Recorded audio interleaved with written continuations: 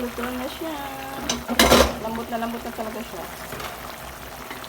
Let's eat mga ka-Ashimera. Kaya naman ano pa.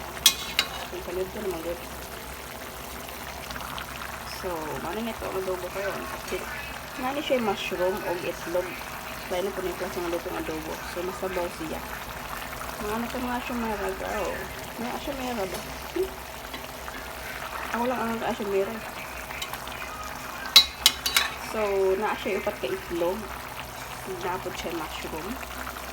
So, ang nagdagdasan niya kay mushroom. So, ato ani siyang gipahumok may ang karne ko para lami siya ang pagkaon ng ka-Ashimera. So, maunan siya nga ito ang pork adobo na may mushroom. So, dili na ito bitang mag-title. Basta na siya. Kaya na siya i-explain mga ka-Ashimera. So, let's eat na for lunch mga ka-Ashimera. Sarap.